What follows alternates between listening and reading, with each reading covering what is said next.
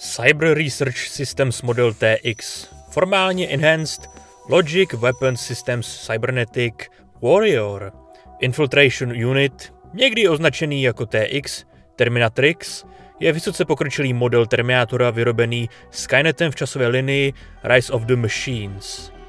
TX je určená pro extrémní boj, pohání plazmový reaktor a je vybavena různými palubními zbraněmi. Na rozdíl od pokročilého prototypu T-1000, který je celý vyrobený z mimické polyslitiny, je TX pokročilý endoskeleton pocházející z T-900, chráněný keramicko-titanovým pancířem a pokrytý mimetickou polyslitinou. Výsledný TX je silnější než předchozí modely Terminátorů, což je činí nadbytečnými.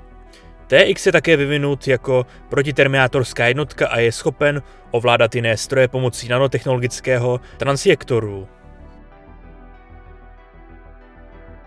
TX má pokročilou bojovou kostru, která váží více než 150 kg a je chráněn podajným krystalickým keramicko-titanovým pancířem protkaným nanovlákny z uhlíku a titanu, takže je na bojišti prakticky nezastavitelný a dokáže snášet extrémní poškození se zdánlivě malým nebo žádným účinkem.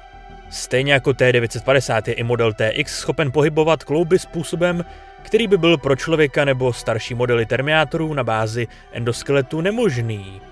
Díky umělému mazání z tekuté oceli má každý kloub obrovský stupeň otáčení. Krk je schopen rotace o 360 stupňů a trup je schopen rotace nejméně o 180 stupňů.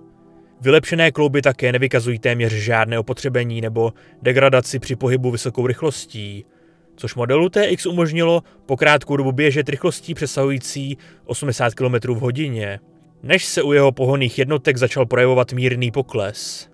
Model TX dokáže snadno rozdrtit lidskou páteř pouhými 2 prsty a jeho stehna dokáží drtit tlakem větším než průmyslovým hydraulickým lisem. Jeho ocelové čelisti a slitinové zuby jsou tvrdší než průmyslové diamanty a dokážou rozdrtit a rozřezat titan, natož lidské svaly a kosti. Stejně jako T-1000 používá TX mimetickou polyslitinu, aby se vydával za člověka. Zatímco však T-1000 byl zkonstruován celý z tohoto tekutého kovu, model TX má pouze vnější plášť z tekutého kovu, který pokrývá jeho endoskelet pro účely infiltrace, což dává T-1000 výhodu, protože se dokáže lépe regenerovat. Navíc TX nemůže proklouznout úzkými prostory jako T-1000. Stejně jako T-1000 se i TX dokáže vydávat za jakéhokoliv člověka, kterého se dotkne a po asimilaci obvykle ukončí jeho život. Zdá se, že TX dokáže napodobovat i cíle, které vidí. TX si například dokáže zvětšit poprsí tak, jak ho vidí na nedalekém billboardu. Mimetická polyslitina uložená v malých zásobnících v lebečním pouzdře TX, když je v endoskeletární formě, nejenže pomáhá při infiltraci, ale také zvyšuje pevnost celkového pancíře modelu TX. Kromě zvýšené síly a pancéřování je model TX vybaven palubními systémovými zbraněmi, což je mechanismus, který se dříve používal u infiltrátorů T-950. Každá zbraň je umístěna v rekonfigurovatelném rameni pod vnějším pláštěm z mimetické polyslitiny. Ve svém rozsáhlém vnitřním arzenálu má TX mnoho různých zbraní a nástrojů pro různé mise nebo situace. Při nasazení zbraně se vnější plášť z tekutého kovu TX rozestoupí od pravého ramene a pravé rameno se překonfiguruje na vybrané zbraně. Pokud je palubní zbraň poškozena, je TX schopen opravit a upravit. Zbraň lze vybrat z dílčího okna XP040, výběr zbraně, jak je zobrazeno v termovizi TX. Ačkoliv má mnoho druhů palubních zbraní, hlavní zbraní modelu TX je plazmové dělo. Při střelbě se kolem zbraně vytvoří elektrická modrá aura, která zesílí, když se plazmové dělo nabije. Po výstřelu je z děla vypálen obrovský výboj surové energie o průměru 25 nebo 30 mm. Plazmové dělo modelu TX je o něco silnější než typické plazmové pušky používané odbojem nebo Skynetem a je schopen zničit malou budovu nebo obrněné vozidlo jedním výstřelem. Plazmový náboj je dostatečně silný na to, aby jediným výstřelem zničil jednotku T-1002.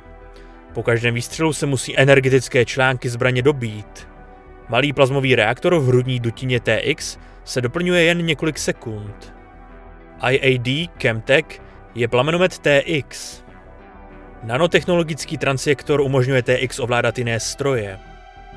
TX má vestavěnou kotoučovitou pilu, kterou vytvoří, kdykoliv je potřeba.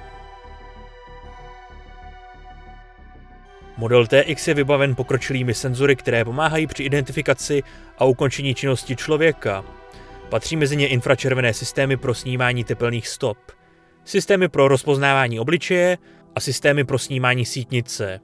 Model TX je také schopen analyzovat DNA odebráním malého množství vzorku krve cíle pomocí senzorů umístěných v ústech. Model TX disponuje podrobnými soubory, jako je značka, model, úsťová rychlost, hmotnost, délka, velikost nábojů zbraně, což mu umožňuje používat všechny vojenské i civilní zbraně, a schematické plány a návody k použití všech zaznamenaných dopravních prostředků.